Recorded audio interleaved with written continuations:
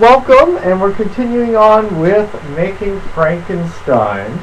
What we're going to be doing, I have my body here, which I have decided upon, and I want to reinforce the bottom, the area where the hand enters, and at times, depending on the structure, I will also do the same method for the neck area. This one might be a little more challenging because it is a half circle and not a full round circle, which some of them can be more of a cut-in at the top. However, let's focus on the bottom, which is someplace I really... Now, this will add extra structure to your body, not just structure, but reinforcement structure, a rounder hole at times if you need it. Just reinforces everything and makes it easier to slide in and out. So what I use is this tubing that I use for water. It's used for water, I should say. I don't use it for water. But you can buy it at hardware stores, usually in the plumbing department. And it's usually what they hook up ice machines to and that sort of stuff from a pipe that allows the water to go through into a ice making machine or whatever. It's not like aquarium tubing, which is very flexible and clear. They usually come with this kind of white look to them, and they're a lot stiffer, but not too stiff. So that's what I use. I've cut off a piece, and I take off a small piece off this dowel. It's a 3/16 because that fits right inside the tubing, and it will help me attach it. And you can use any color of electrical tape. Black is usually what it comes in, but anything that you want. I'll grab my black. I have many colors of it. So there we go. You also, a good tool to use, I cut off a piece, by the way. A little handy idea here. Any little small pieces that you have for making your puppet, you should always have a container, small container to put them in so you don't lose them while you're making your puppet. It happens often, and the best thing to do is find containers and put them in.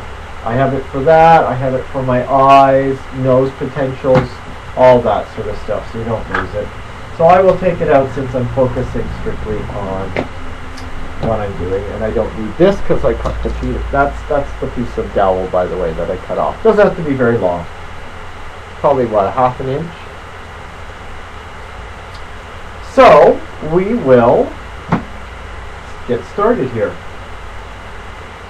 So when you usually cut this tubing with scissors, you end up with it being flattened out the circle.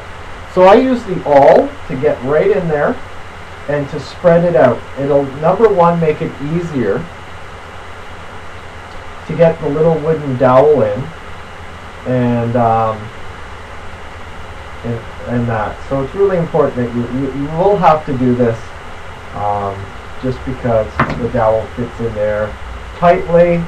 So you squeeze it in on one side, and whatever it takes to get it in about halfway or so, and then you do the other side and you work it. And usually when you work it in, both sides will even out. They'll kind of push, and you want them to close. Now, what I should have done before I started that, so I got it in on one side, and now I'm going to measure. What I usually do is either I'll take a measuring tape, cloth one, and go around it and figure out the depth.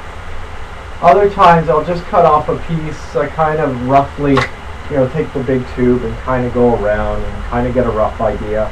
And then I'll fit it, because you're going to fit it just underneath the lip here. And we're going to show you how to glue it in.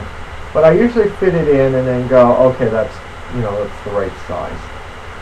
So I'll usually fit it in just under the lip. And if it fits like that comfortably and it holds the circle, then I know that's it, and I'm going to snip it, and it'll be just fine right there. Okay, and I'll just turn it over. Yeah, so that's where we're going to do it. That's where it's going to be placed. So anyways, as I was saying, now we'll just put it together. You just got to play with it and kind of get the ends to meet as closely as you can. I mean, if they're not cut straight, you won't get a perfect meeting place. There we go. Then use your trusty old electrical tape and just take a piece